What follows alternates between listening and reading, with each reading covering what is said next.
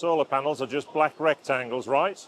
Wrong. Low light performance, low glare, bifacial, edgeless, the bonnet that is the solar panel, the slate tile that is the roof. The market has moved. Price and efficiency aren't even the start of the conversation anymore. I'm at InterSolar, the world's largest solar trade show outside of China. The one in China is almost twice the size. Almost. Every major manufacturer is here, and some you've never heard of, but probably will, and I'm standing in front of panels your installer has never shown you. Not because they're withholding, because to know these even exist, you'd have to be standing right here. Outside these doors, the solar market looks simple. Inside, everyone is the biggest. Everyone has the highest efficiency. Everyone has the longest warranty. Everyone has the next breakthrough technology. Biggest, most efficient, longest warranty, breakthrough tech. Except some of that breakthrough tech isn't even in production yet. And when you actually sit down with the numbers, the spec sheets, the data sheets, the small print, they're almost identical. Panel to panel, brand to brand, stand to stand. Here's the uncomfortable truth.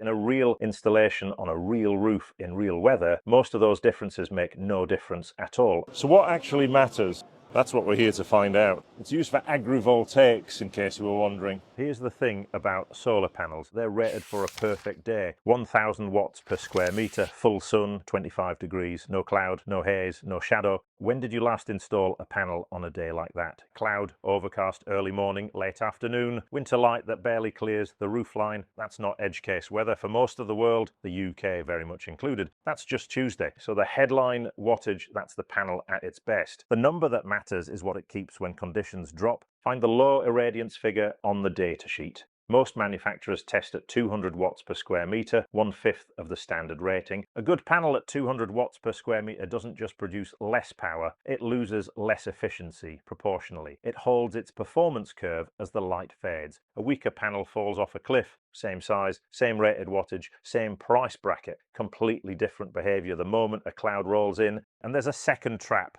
Temperature coefficient. A panel that shines in weak light but loses serious power when it gets hot. Is that actually better overall? Depends entirely on your climate. So here's the question to ask. Not how much power does this panel make in perfect sunshine? How much of that performance does it keep when the weather turns grey? Because the rating tells you the ceiling, the low irradiance figure tells you the floor. And most days you're living on the floor. There's just one problem with everything I've told you about low light performance. It assumes you can see the panel. Dirt, bird mess, leaves, and in the right postcode, snow. All of it sitting on your panel, all of it blocking the light, all of it killing the output you just paid a premium to protect. And here's the thing the industry doesn't talk about loudly enough. The frame is the problem. That aluminium edge running around every standard panel, it's a dam. Dirt collects against it, snow piles up behind it, water sits in the channel, and it doesn't move because there's nowhere for it to go. Now, there are products specifically designed to fix this, drains that attach to the frame. We actually fitted one. It didn't work. Links above if you want the full story.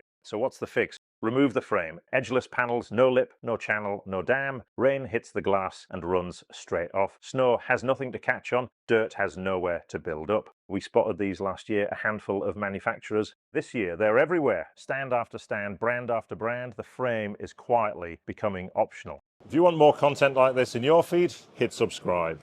Front and back. That's the idea behind bifacial solar. Both faces generate electricity, not just the one facing the sky. Every manufacturer here will quote you a bifaciality factor. 80%, 85, 90. What that number actually means is how well the rear side performs compared to the front under standard test conditions. 80% bifaciality, the rear side is capable of producing up to 80% of what the front produces, given the same light. That does not mean 80% more energy on the roof, because the rear side only harvests what's reflected onto it. And reflection depends entirely on what's underneath. Dark pitched roof, close mounted panels, almost nothing from the rear, raised flat roof, light membrane, maybe 5 to 15% gain, ground mount, good clearance, open racking, reflective surface, 10 to 20%, sometimes more. Snow, white gravel, optimized site, higher still, same panel, completely different result, depending entirely on where you put it. And here's the question to ask before you specify a bifacial panel. Not what's the bifaciality factor, what's underneath the array, because the bifaciality factor tells you the rear side's potential. The installation decides whether you bank that bonus or just paid extra for a shiny number on a data sheet.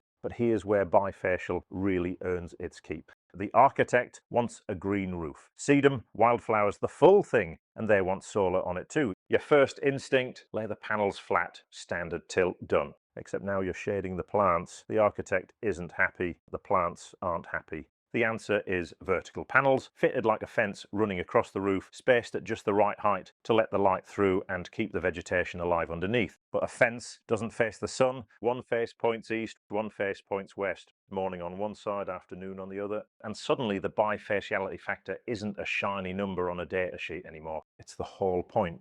Some clients don't want to see the panels, not hidden, just not obviously solar. The standard answer is an all-black panel. Black cells, black frame, black backsheet. On a slate roof, it disappears. But what if the roof isn't slate? What if it's a concrete tile? And up close, it doesn't quite match. What if it's terracotta, a heritage property with a specific stone finish, a conservation area that says match the existing material? Black doesn't disappear on terracotta. Black disappears on slate. And then there's the architect who is obsessed with green, not the panel color, the credentials, the planning statement, the sustainability narrative, the building that has to look like it was born sustainable, not retrofitted. This is where BIPV stops being a niche product and starts being the only product that gets the job over the line. At InterSolar this year, manufacturers are offering panels with color, texture, surface finishes designed to read as roof tile from street level, not a panel sitting on a roof. A roof that happens to generate electricity. The efficiency trade-off is real. Colored cells absorb less light than optimized black cells. That's physics. You're sacrificing some output for aesthetics.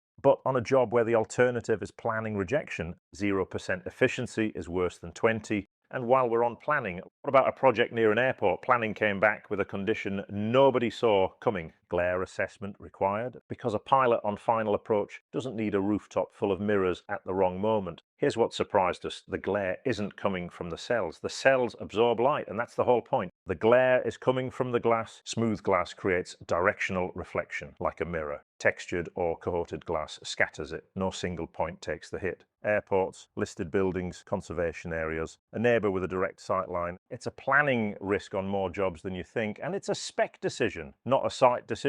Panel doesn't care where the reflected light lands. The planning officer does. The deeper you go in here, the more you realize just how early these decisions get made. Every one of them is a specification decision, made before anything is ordered, before anyone climbs onto a roof, before a single connection is made. And once you've worked all of that out, every panel on every elevation, every string and every cable route, you still have to get the electricity from there to here. That's where an innovation from today's video sponsor, Doncaster Cables, comes in. Every panel you've seen today shares one thing in common. They all need wiring back to an inverter. And on larger installations, that means managing individual string conductors, keeping positive and negative pairs together, identifying each string correctly, keeping the routes neat, and protecting the cables from mechanical damage. It's the part of the job that gets fiddly fast. PV Ultra simplifies that by putting both string conductors inside a single robust outer sheath. Each string is numbered so you can quickly identify the matching pair, while the red and white conductor insulation makes the polarity immediately clear. The outer sheath carries the required solar cable, warning markings and strips cleanly using the built-in ripcord. This latest version also includes an integrated earth conductor, useful where you need surge protection or bonding panel frames.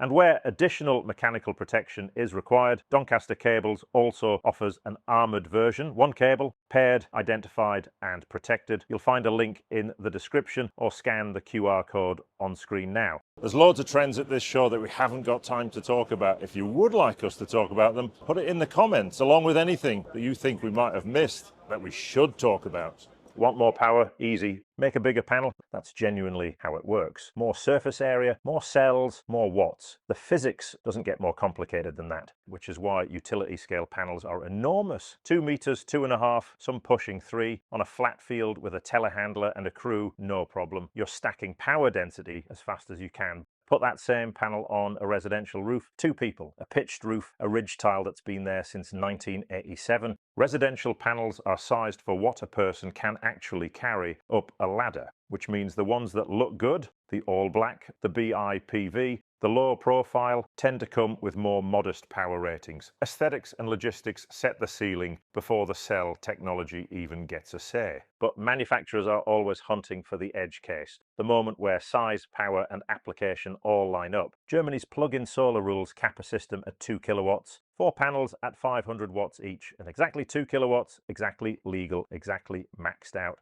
That's not a coincidence, it's a product brief. If you've ever ordered an EcoFlow plug-in solar system and wondered what turns up on the doorstep, it's those panels. 500 watts, size to the regulation, built to fill it perfectly. The rules set the limit, the manufacturers found the limit, and then they shipped it. And then there's the stuff that just makes you stop walking. A solar panel built into a car bonnet, not stuck on top, not a bracket, not an afterthought. The bonnet is the panel. Lightweight, curved to the bodywork, generating electricity from every hour the car sits in a car park. Trickle charging, extending range, no cable, no plug, just parked. And if you think that's niche, there's a retractable solar awning for your caravan. Roll it out, shade yourself, power your van, same action, same 60 seconds. They're here at a solar trade show, which technically makes them completely normal, except they're not, and that's the point. Here's what InterSolar actually teaches you. The solar panel is not a commodity. It looks like one, it gets quoted like one, half the market treats it like one. But the panel you specify, or the panel you accept without questioning, changes what gets built, what gets approved, what gets installed, what generates, depending on where in the world you are.